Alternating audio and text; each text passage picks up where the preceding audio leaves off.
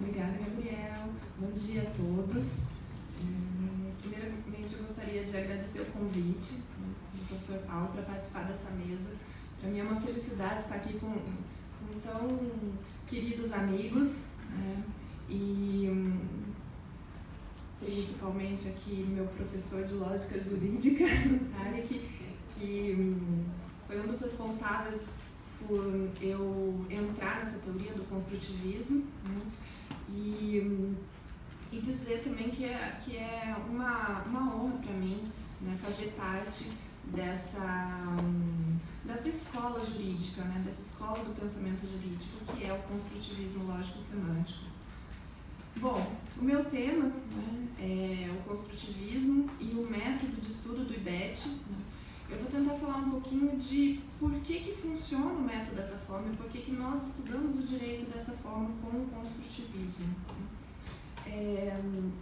Então, a primeira pergunta, eu acho que nós temos que pensar é o que é o método, né?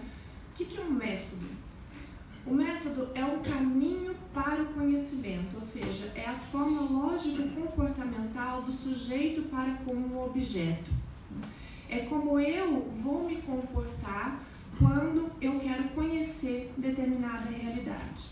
Nós, aqui, o nosso foco, o nosso objeto de estudos é o direito positivo. Então, o construtivismo aplicado no direito como método vai nos dizer o quê? Como que nós vamos estudar o direito positivo, como que nós vamos conhecer o direito positivo. E o que é o construtivismo lógico-semântico? O construtivismo lógico-semântico, além dele ser um método, ou seja, uma forma lógico-comportamental do sujeito para com o objeto, ele também, essa expressão também é utilizada para denominar uma escola do pensamento jurídico, que é essa escola fundada nas lições do Lorival Villanova e do professor Paulo de Barros Carvalho. Um dos pressupostos dessa escola, que eu acho que é, aliás, o grande pressuposto dessa escola e o que traz a diferença para o estudo do direito, é entender o direito como linguagem. Então, eu acho que esse é o nosso ponto de partida, é olhar para o direito como linguagem. Então, nós partimos do pressuposto de que o direito é linguagem. E isso nos dá uma possibilidade de análise e é uma ferramenta, né, muito forte para quem vai lidar com o direito. E por quê? Primeiro, o direito é linguagem, mas o que significa ver o direito como linguagem? O que significa dizer que o direito é linguagem? Significa que nós sempre vamos ter um plano de expressão, um dado físico, um suporte físico mediante o qual eu vou entrar em contato com o direito. Então, nosso trato, como nós vamos lidar com o direito, como que nós vamos conhecer o direito? Nós vamos partir de um suporte físico, de um conjunto de enunciados prescritivos, que nós chamamos, o professor Paulo denomina, né, de plano de expressão do direito positivo. É composto por um conjunto de frases que formam textos, né? E essa é a forma como nós entramos em contato com o direito. Mas dizer que o direito é texto não significa dizer que isso é o direito. Essa nossa concepção de ver o direito como linguagem, ela vai dar muito ênfase a quem? Ao sujeito. Por quê? É o sujeito que, por meio da leitura e da interpretação, vai construir o conteúdo do texto, vai atribuir o sentido desse texto. O suporte físico, ele é igual para todo mundo, mas não é o suporte físico que é aplicado no caso concreto.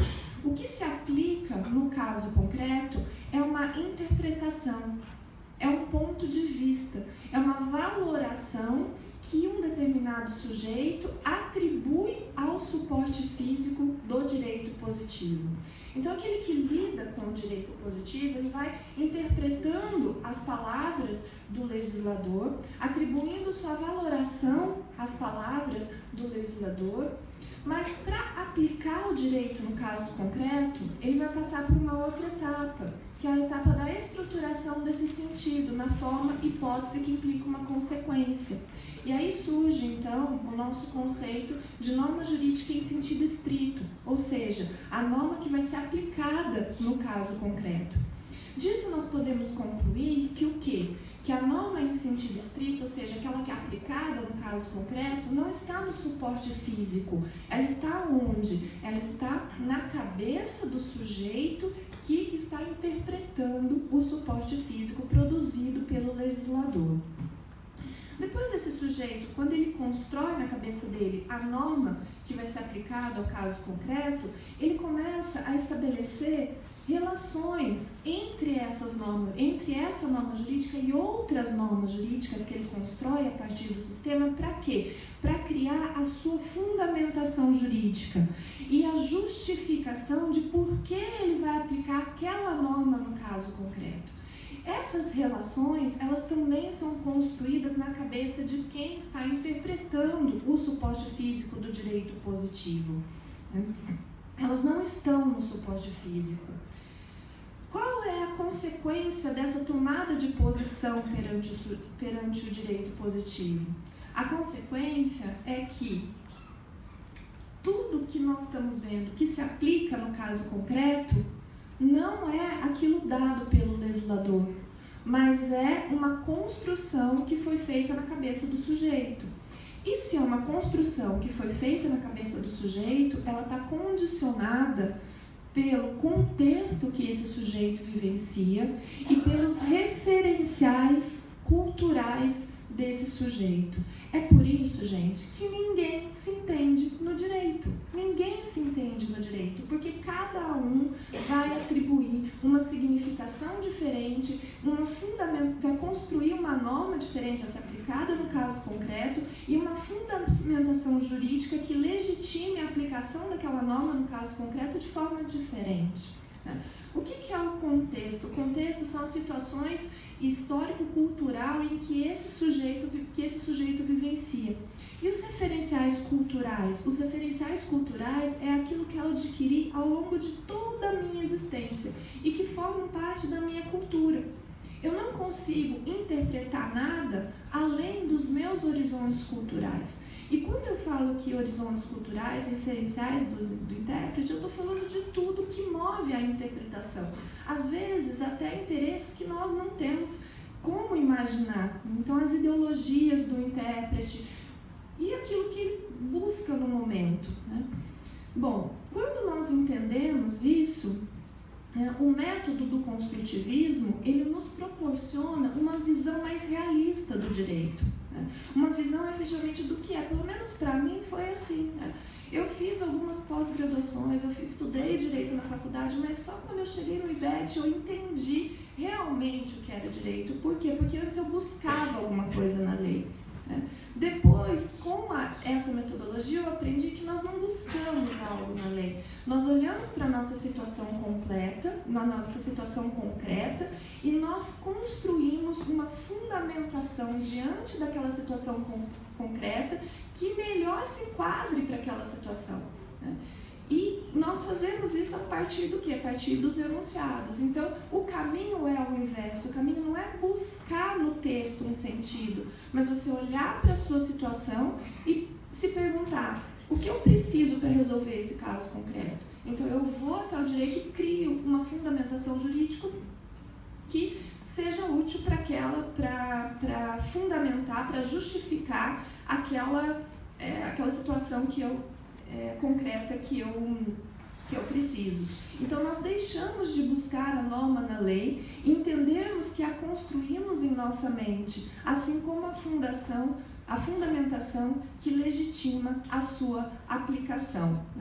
Então, logo no começo, quando eu estava explicando isso uma vez na faculdade, uma aluna minha me mandou uma imagem, do copo, aquela tradicional imagem. O copo está meio cheio ou o copo está meio vazio, E ela colocou assim, duas figurinhas: o copo está meio cheio ou o copo está meio vazio?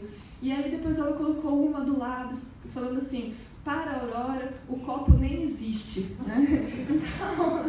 Então, para o construtivismo, o copo nem existe. Nós é que vamos criar o copo na nossa cabeça, nós que vamos criar a fundamentação na nossa cabeça e dizer se cheia, né? Se ela está para o lado de cá ou se ela está para o lado de lá, né? E isso eu aprendi com meu professor Tarek, nas aulas de lógica. Eu lembro ele chegava, batia na mesa e falava assim, essa mesa não existe. Eu falava, nossa, esse homem é louco, né? E hoje eu estou aqui falando a mesma coisa, né? Que o copo não existe e que não existe uma realidade efetiva, né? Não existe uma argumentação no direito que é a argumentação certa ou errada. O que existe no direito é uma argumentação que prevalece no caso concreto. E prevalece no caso concreto por ser a argumentação aceita por aquele que tem o poder de constituir a linguagem competente para o caso concreto, ou seja, a norma individual e concreta do respectivo caso, né? Então, nós, juristas, e eu acho que isso fica muito claro para quem faz o IBET, para quem trabalha com essa metodologia do IBET, nós, juristas, nós somos especializados em criar argumentações. Essa é a nossa especialidade, né? É criar argumentações. Esse é o nosso trabalho. E as argumentações, e essa é uma coisa que nós não podemos esquecer e que o construtivismo traz para nós. As argumentações, elas podem ser criadas para qualquer lado. Para qualquer lado eu posso fundamentar e legitimar o meu posicionamento, né?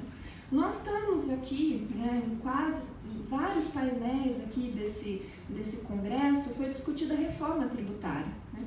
E os senhores podem verificar o posicionamento, ora para um lado, ora para o outro lado da reforma. A reforma tributária fere o pacto federativo, outro lado, não, a reforma é necessária, dá para fazer reforma sem ferir o pacto federativo, né? Então nós temos posicionamentos para os dois lados, né? E nós temos justificativas, fundamentações e legitimações para qualquer argumentação jurídica, né?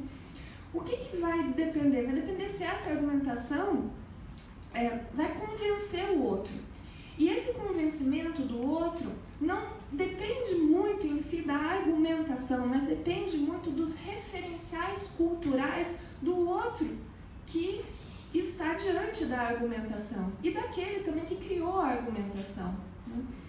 Então, a questão também, né, da prisão antes do trânsito em julgado, né? Esses dias eu estava, esses tempos atrás, quando essa discussão estava bem calorosa, né, eu cheguei no departamento de Direito, que eu dou aula lá na UEL, e os professores estavam discutindo, realmente discutindo isso, mas calorosamente, né, discutindo essa situação, né?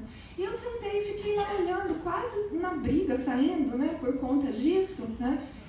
E aí um deles me perguntou, você não quer entrar na briga? Né? Você não quer dar o seu posicionamento aqui? Né? E aí eu falei, olha, na verdade, né, eu posso me posicionar pelos dois lados, né? A nossa função como advogado é ver qual é a nossa situação concreta, né? Eu não falei isso exatamente, mas eu só falei, não, eu não vou me posicionar, né? Eu fico olhando assim, fico pensando, pra quê, né? Pra que se eu tiver a necessidade do meu caso concreto que eu estou trabalhando, usar uma fundamentação que é possível antes do trânsito em julgado, eu vou ter condições de construir isso, né? E se eu precisar falar que não pode, que é um absurdo, eu também vou ter condições de construir essa fundamentação. E as duas fundamentações vão ser convincentes. E vai depender do quê? Vai depender daquilo, dos ideais, do referencial cultural e de como a pessoa que vai julgar o caso concreto, ela enxerga aquela situação. Então, o que eu queria aqui, né, falar é que nós, né, antes de criarmos, ou então quando nós estamos criando as nossas fundamentações, né, jurídicas, né, é nos perguntar o que motiva as nossas argumentações. Né? O que não motiva? O que tem por trás desse posicionamento que eu estou levantando a minha bandeira, né, e batendo o martelo desse jeito aqui? O que está por trás disso, na minha cabeça? Né? Então, nós temos que nos perguntar o que motiva as nossas argumentações, sobre quais referenciais nós estamos construindo essas argumentações, porque tudo pode mudar. se nós mudarmos os nossos referenciais também.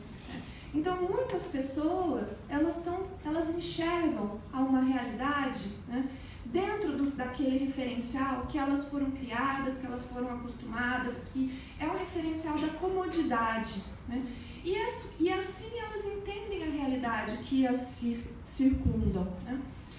O esforço é o quê? O esforço é ampliar esses referenciais. Ampliando esses referenciais, nós conseguimos alcançar outras realidades, nós conseguimos vivenciar e verificar outras argumentações, como argumentações válidas, como argumentações que podem ser utilizadas também para o caso concreto, né?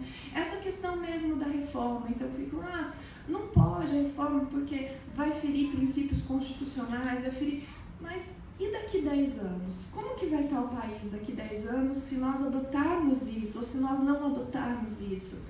Porque se eu consigo construir uma fundamentação que seja a favor ou contra, né, então vamos voltar para os referenciais, vamos voltar. O que vai ser melhor daqui 10 anos? O que não vai ser melhor? Quais são os meus ideais para defender esse posicionamento ou não? Eu estou usando o exemplo da reforma aqui só porque ele está latente, né? Mas no IBET nós aprendemos isso com tudo. É por isso que nós temos a matéria tão discutida, né? O aluno vê a matéria em casa, cria um posicionamento na sua cabeça, depois vai para a sala de aula, discute esse posicionamento com os outros colegas, muda o posicionamento, depois abre o círculo na sala grande, discute-se com a sala, o posicionamento muda de novo, vem o professor palestrante, dá outro posicionamento e a gente fica lá tudo perdido, né? Sem saber onde vai. Mas o direito é assim, né? Se a gente falar que o direito não é assim, nós estamos nos enganando, porque é assim. Quem hoje consegue falar 100% de certeza para o cliente, nós vamos ganhar essa causa? Quem consegue falar isso hoje? Ninguém, né? Ninguém consegue. Então, essa visão do construtivismo nos dá uma visão mais realista do direito, né? E mais, nós passamos a ter, eu acho, mais cuidado e é uma visão também que facilita o processo, porque nós não ficamos mais... Obrigada, já estou terminando. Nós ficamos também não querendo, assim, com tanta raiva do outro, quando ele tem um posicionamento divergente do nosso, né? Porque é só nós voltarmos para os nossos referenciais e verificarmos, bom, talvez o nosso referencial não está, né, tão de acordo com o referencial dessa pessoa. Então, eu acho que isso é a coisa mais maravilhosa que o IBET traz para todos nós. Ele nos faz enxergar o direito de outra forma. E não só o direito, mas também isso é uma lição para a vida. Então, eu queria terminar aqui minha palestra só com uma imagem falando que o que vale, na verdade, é o que a gente tem no nosso coração, né? Assim, o que nós estamos pensando na hora de construir essa argumentação. E eu acho que o que falta para todos nós no direito, e não só para nós, mas para quem aplica o direito, é ter um pouco mais dessa visão humana, né?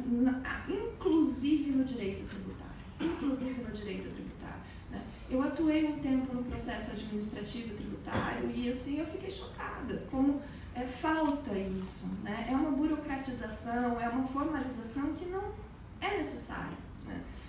Enfim, eu queria terminar dizendo que são os homens e não as leis que precisam mudar, né? Quando os homens forem bons, melhores serão as leis. E quando os homens forem sábios, as leis, por desnecessárias, deixarão de existir. Mas isso será possível somente quando as leis estiverem escritas e atuantes no coração de cada um de nós. Assim eu encerro a minha palestra, né, deixando aqui o meu contato e me coloco à disposição aí sempre para o que os senhores precisarem. Muito obrigada.